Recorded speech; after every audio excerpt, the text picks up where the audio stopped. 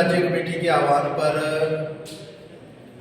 पूरे प्रदेश के अंदर हिमाचल प्रदेश में CITU के द्वारा मोदी सरकार की नीतियों के खिलाफ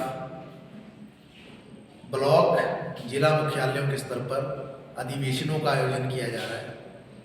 और इस उपलक्ष्य पर सीटू राज्य कमेटी ने एक घोषणा पत्र बनाया है जिसको मजदूरों का घोषणा पत्र नाम दिया गया है।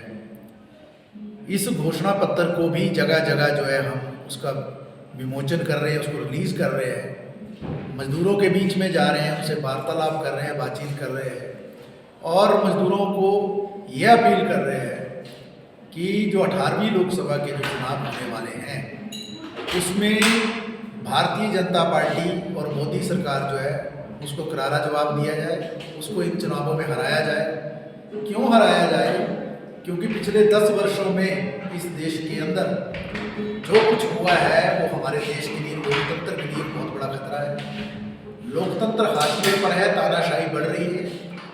साफ देखा जा रहा है कि हमारे देश के अंदर जितनी भी संस्थाएं हैं, ED है, CBI है, NSA है या इनकम टैक्स है या दूसरे जो भी संस्थाएं हैं, उनका मिसयूज़ किया जा रहा है और जो भी विरोधी पार्टियां हैं उनके ऊपर जो है बदले की भावना से भी कार्रवाई हो रही है।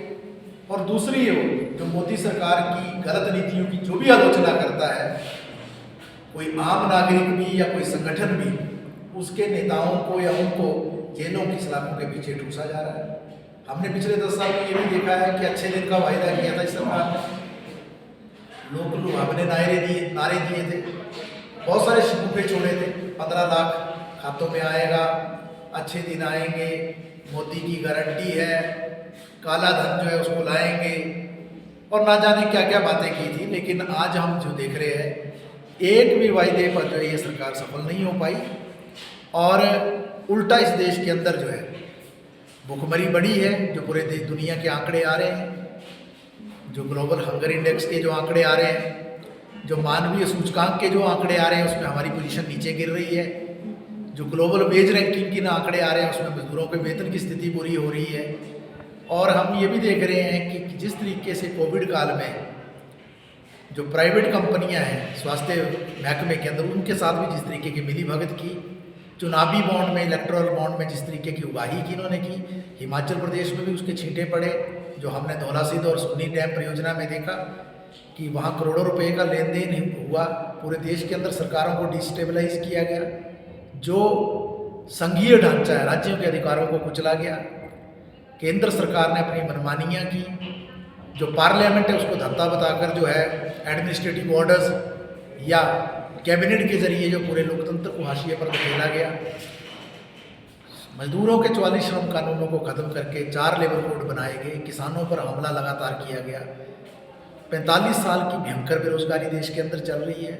नई शिक्षा नीति के जरिए जो है छात्रों पर हमला जारी है। महिलाओं का दमन उत्पीड़न, दलितों का, वंचितों का, पिछड़ों का, अल्पसंख्यकों का जिस तरीके से हुआ पूरी दुनिया ने देखा है और देश के लोगों ने भी देखा है। इसलिए हमने मजदूरों से अपील की है। ये अपने अस्तित्व का सवाल है। अगर ये सरकार द्वारा से सत्ता में आती है तो निश्चित तौर से जिस तरीके के अमीरों से मिलीभगत चल रही है और अमीरों के लिए ही इस देश में सारा काम हो रहा है और अंबानी अडानी की सरकार या दूसरे पूंजीपतियों की ये सरकार पूरी तरह से गरीबों के खिलाफ साजिश रच रही है।